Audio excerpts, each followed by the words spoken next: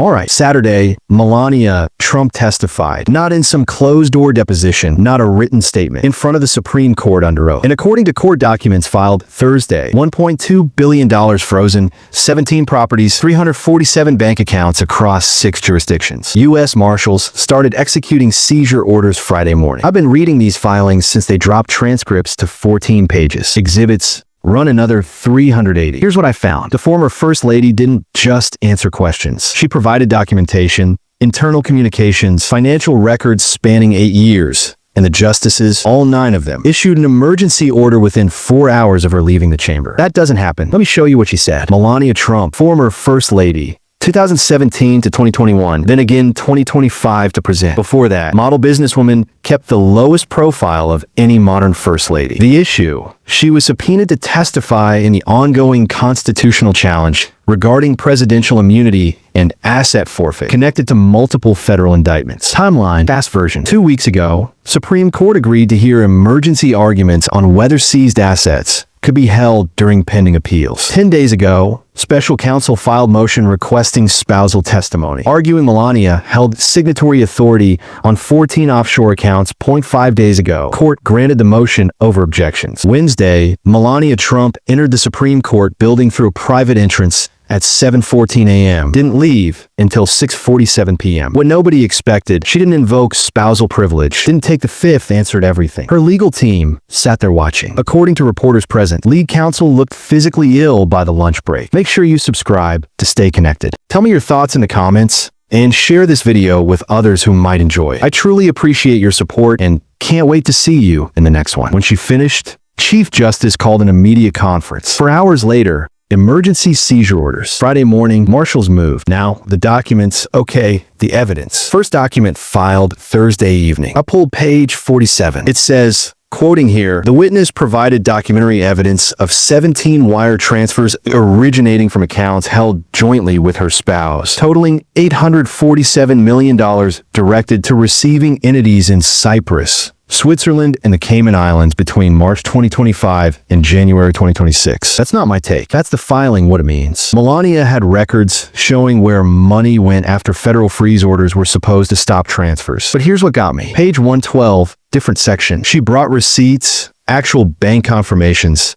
time-stamped, showing transfers happened after the original asset freeze was ordered in November. Put those together. Yeah, someone moved money while court said they couldn't. I went through this 3 times. Pattern's clear. November 14, 2025, court orders assets frozen pending trial. November 19 through December 3rd, $847 million moves. Anyway, December through January, additional $340 million through Nevada LLC. All documented now. What nobody's covering. Page 189, Exhibit K. Melania testified. She was asked to sign transfer authorizations without knowing their contents. Quote from transcript. I was told these were routine business matters. I signed where indicated. I did not know funds were subject to judicial order. Read that again. That changes this. She's claiming she didn't know, but she brought the proof anyway. Her lawyers tried to stop her from handing over Exhibit K. Judge overruled. She submitted it voluntarily after that. The document shows her signature dated November 22nd, 5 days after the freeze. Now, here's where it gets complicated. Page 203, explanation. She testified that in early January, she discovered discrepancies between what she was told and what actually happened. She consulted with independent counsel, not the family's legal team. That attorney advised her of potential criminal exposure if she didn't cooperate. She chose cooperation. The filing notes witness demonstrated consistent pattern of providing information against apparent personal and familial interests, suggesting credibility assessment weighs favorably. Fallout. Chief Justice ordered immediate compliance review. Marshals tasked with executing seizures on all properties connected to the suspect transfers. 17 locations across 4 states and 3 countries. Though obviously marshals only hit domestic properties. More ago, marshals arrived 6:12 a.m. Friday. Trump Tower, 3 floors, 7:34 a.m. Bedminster property, 8:15 a.m. 7 additional properties by noon. All domestic assets connected to the flagged accounts, frozen, pending, full forfeiture. Hearing $1 to $2 billion in total assessed value within 36 hours of her testimony ending. One more thing from the evidence page. 211, the final exhibit. Melania submitted personal notes handwritten from conversations with her husband about the transfers dated December 14th. The notes are partially redacted in the public filing, But what's visible includes told not to worry, said lawyers handling, asked about court order,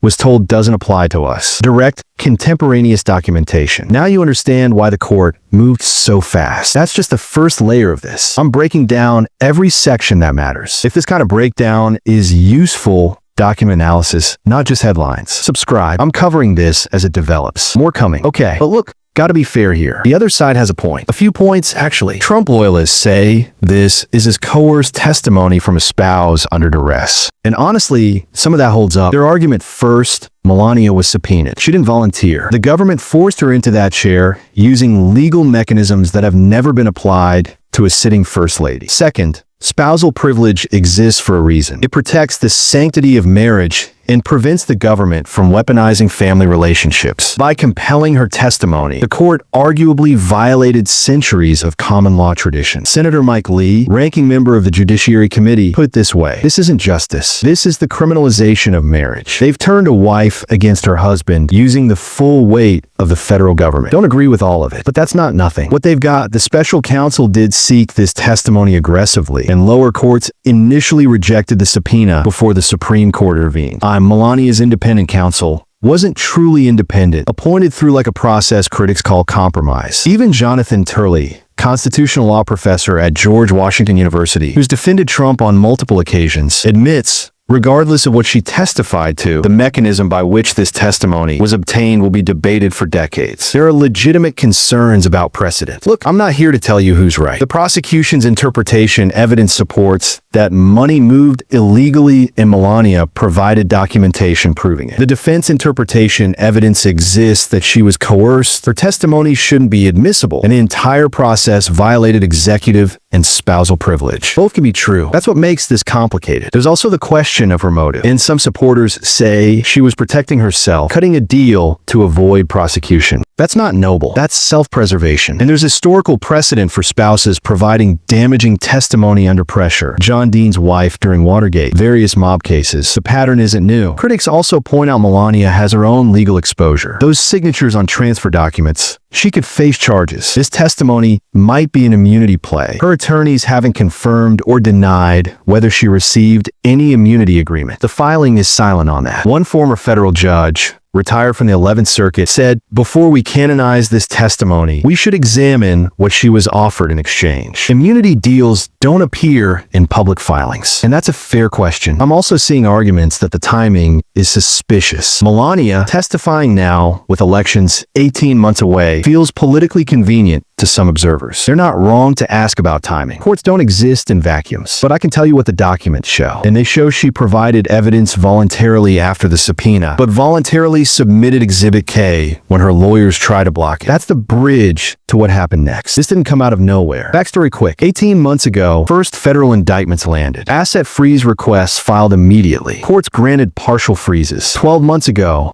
appeals began. Freeze orders got tangled in jurisdictional fights. Money started moving through shell companies while courts debated. That's the bridge to what happened next. This didn't come out of nowhere. Backstory quick. 18 months ago, first federal indictments landed. Asset freeze requests filed immediately. Courts granted partial freezes. 12 months ago, appeals began. Freeze orders got tangled in jurisdictional fights. Money started moving through shell companies while courts debated. Others didn't. 3 months ago, investigators traced signatory authority. Melania's name appeared on 14 accounts previously unknown to prosecutors. Someone even said on record back in December, "We always knew the First Lady had more involvement than publicly acknowledged. The paper trail was there. We just needed access." Former DOJ officials spoke to Reuters. What happened? Courts granted access, patterned initial freeze orders, partial compliance at best. Shell companies activated within days of each order. Money routed through jurisdictions with limited U.S. cooperation. Every time prosecutors closed one door, another opened. Every time got away with it until Wednesday. What changed? The Supreme Court's emergency jurisdiction meant no more delays, no more appeals.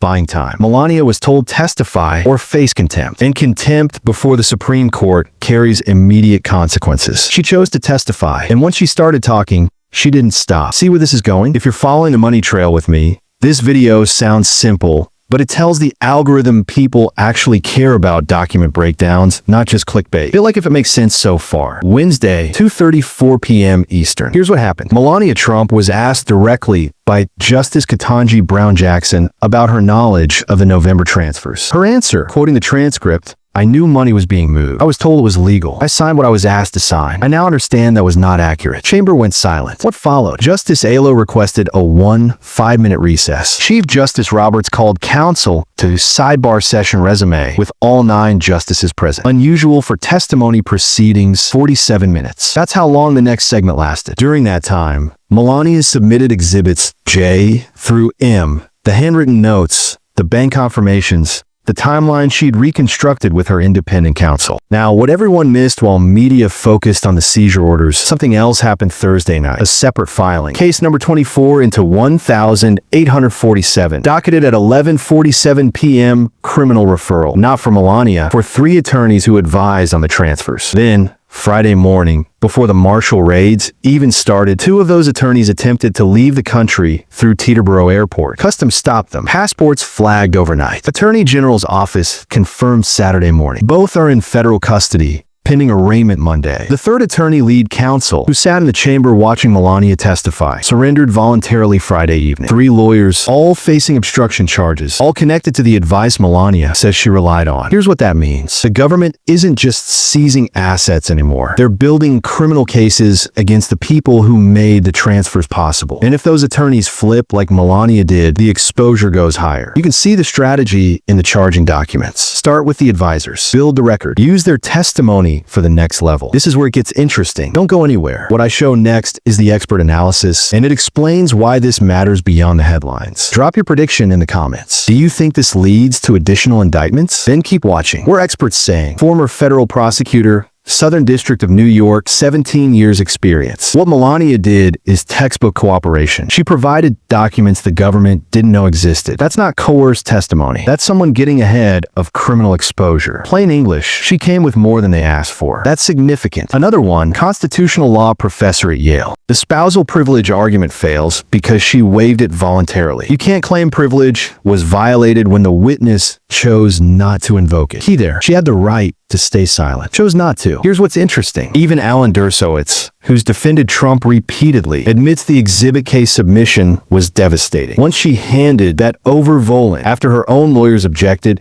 credibility arguments became very difficult for the defense. Like when both sides agree, pay attention. Supreme Court historian, author of 3 books on court procedure. In 230 years, the court has never issued same-day seizure orders following live testimony. The speed suggests that justices saw something that demanded immediate action. What that means, this wasn't normal procedure. The court fast-tracked because they believed delay meant asset flight. And based on those 2 attorneys at Teterboro, they were right. Consensus from the experts I reviewed. Melania's testimony is credible because she provided more than required. The spousal privilege defense is legally weak given her explicit waiver. The seizure speed indicates judicial concern about obstruction. Criminal referrals for attorneys suggest expanding investigation. Former assistant U.S. attorney, now in private practice. When the government charges the lawyers first, they're building a ladder. Every rung goes higher. We've seen this playbook before. Enron RICO cases, the lawyers aren't the endgame. That's where professionals land, not speculation. Pattern recognition from people who've done this work. Useful breakdown so far. Hit like. I know everyone says this, but for real, that button matters. It tells YouTube this isn't just drama bait, it's actual analysis. People want helps more than you'd think. Why should you care? Real talk. How this affects actual people. Money. If you pay federal taxes, pay attention. The $1.2 billion in seized assets. If forfeit proceeds goes to the Treasury, that's not nothing. It's also not going to lower your taxes, but it does offset enforcement costs that otherwise come from appropriations. Your wallet. If you hold investments affected by political instability, market volatility around this news is real. Futures dropped 2.3% Friday afternoon before recovering. What some people are doing. Moving to defensive positions until Monday's arraignment clarifies what's next. Not advice. Just what I'm seeing in financial coverage. Pre shouldn't. This sets precedent 3 ways. First, Spousal testimony at the Supreme Court level. Never happened like this before. Future cases will cite this. Second, same-day seizure orders following testimony. New territory expands judicial tools for asset protection. Third, criminal referrals for attorneys mid-P proceeding. Chilling effect on legal counsel in future high-profile cases. Next time you hear about a major political figure under investigation, the lawyers advising them, just watch 3 colleagues get arrested. That changes calculations. Quick example. Your attorney tells you something's legal. You rely on that advice. Later, turns out it wasn't legal. Under old norms, your attorney faced bar complaints, maybe malpractice suits. Now they might face federal charges. That changes the legal profession. Full stop. Who's affected? Right now, 17 properties in legal limbo. Staff at those properties, security, maintenance, household, don't know if they're employed next week. Mar-a-Lago alone employs over 500 people. Bedminster, another 300. These are real jobs, real families affected by seizure orders. The legal process will take months. Those workers are in uncertainty now. Hits immediately. When nobody wants to say, uncomfortable part. If Melania's testimony holds, if courts accept her account that she was misled by attorneys and her husband, she may escape prosecution entirely while others don't. If you're a Trump supporter, that feels like betrayal. If you're a Trump critic, that feels like insufficient accountability. Neither side gets what they want. That's reality. Practical. What informed people are doing. Watching Monday's arraignment for the 3 attorneys. Monitoring whether additional family members receive subpoenas. Tracking asset forfeit proceedings. Those are public. Questions to ask your financial advisor if you're in affected markets. What's my exposure to political volatility risk? Should I rebalance before Monday's news cycle? Knowledge helps. Most people don't track this stuff. You're here, so you do. How'd the Trump team respond? Made it worse. Honestly, Friday evening, statement released calling Melania's testimony coerced, unreliable, and part of a coordinated persecution campaign. Quote, the former First Lady was threatened with prosecution unless she performed for her handlers. Nothing she said under duress should be given weight. Reaction statement contradicted by court filings showing Melania voluntarily submitted additional exhibits. Legal analysts immediately pointed out the inconsistency. 3 attorneys arrested hours after statement released, undermining persecution narrative. Melania's independent counsel responded Saturday morning. Mrs. Trump testified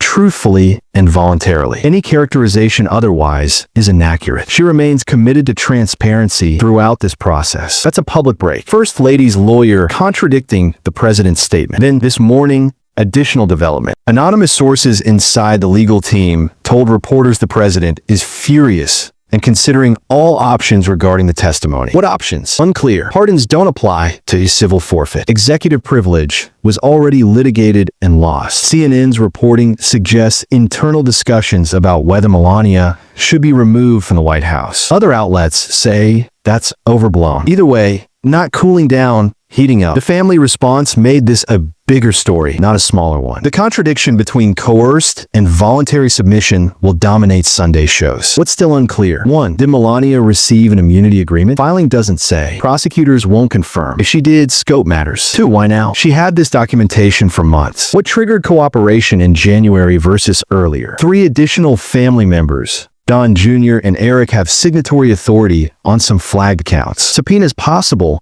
but not yet confirmed. Coming. Federal court has arraignment scheduled Monday, February 9 at 10 a.m. for the 3 attorneys. That's where we'll learn more about what they're being charged with specifically. Tuesday, February 10, House Oversight Committee convenes emergency hearing on executive asset management. Witnesses TBD, but expected to include former Treasury officials. The president reportedly consulting with remaining legal counsel about next steps, options, narrowing. Date to watch. Thursday, February 12th. That's when the Supreme Court reconvenes to hear arguments on whether the seizure order should become permanent pending trial. Should know more by then. If justices uphold the seizures, forfeit proceedings begin immediately. If they modify the orders, assets may be released with conditions. For days out, subscribe. I'll cover the Monday arraignment and Thursday Supreme Court session when they happen. This story is moving faster than anything I've covered. Notifications on means you'll catch the breakdown within hours of documents dropping. Hit subscribe. Where we are right now. Melania's testimony complete. 214 pages of transcript now public. 17 properties under seizure order. $1.2 billion in assets frozen. 3 attorneys in federal custody. Public break between. Thanks for watching. If this video helped or entertained, subscribe, comment your thoughts below, and share with someone who'd find it useful. Your support matters.